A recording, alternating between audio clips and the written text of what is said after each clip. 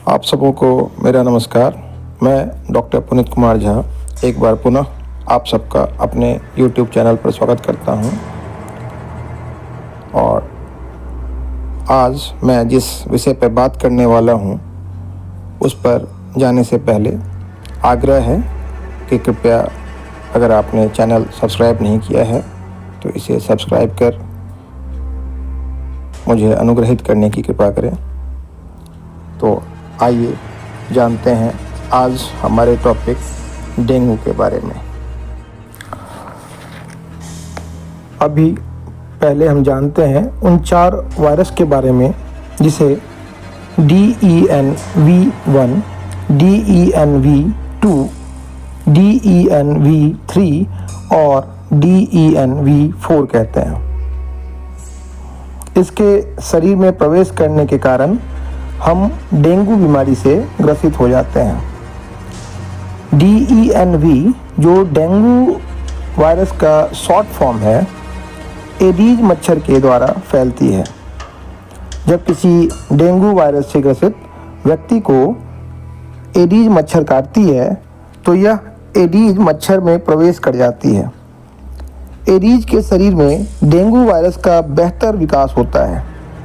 यहाँ एडीज मच्छर में मेल यानी कि नर मच्छर नहीं अपितु मादा फीमेल मच्छर डेंगू की मुख्य वाहक हैं और यह दिखने में भी काफ़ी अलग होती हैं। आपको ये जानकर बड़ा आश्चर्य होगा कि मादा एडीज जो डेंगू फैलाती है और मलेरिया फैलाने वाली मादा एनोफिलिस के पास सिर्फ डंक नहीं बल्कि 47 दांत होते हैं। अब प्रश्न उठता है कि हम कैसे जानेंगे कि हमें डेंगू हो गया है। तो आमतौर पर डेंगू के कारण मरीज को अचानक तेज बुखार, गंभीर सिरदर्द, जोड़ों और मांसपेशियों मसल्स में तेज दर्द, उल्टी आना, थकान महसूस होना, खुजली होना और आंखों में दर्द महसूस होता है।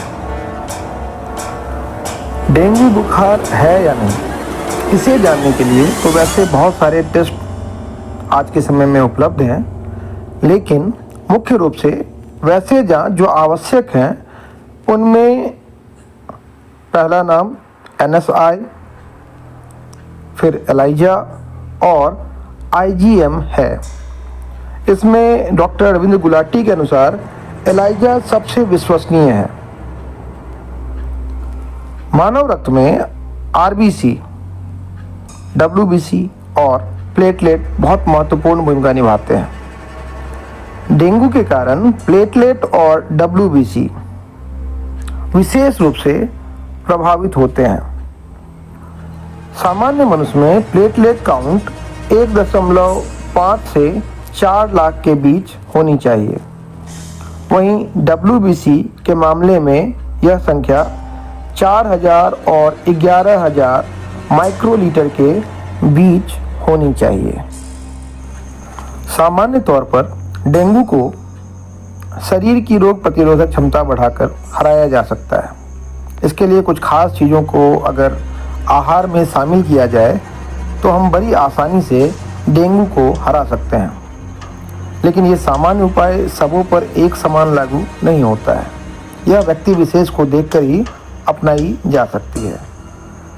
तो बात करते हैं उन उपायों की जिससे हम शरीर में विशेषकर डेंगू के कारण कम हुए प्लेटलेट्स की संख्या को बनाए रख सकते हैं। तो इसमें जो पहला नाम है वो है पपीता। पपीता के पत्ते का रस 10 से 20 मिलीलीटर दिन में 1-2 बार लेना चाहिए। पका हुआ पपीता भी एक अच्छा उपाय है। दूसरा, चुकंदर। एंटीऑक्सीडेंट होने के कारण चुकंदर का रस पीने से प्लेटलेट्स और हीमोग्लोबिन दोनों की संख्या में सुधार होती है।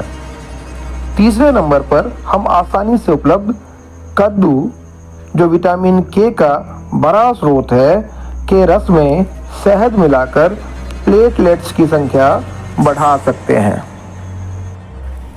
अब बात करते हैं चौथी कारगर युक्ति की।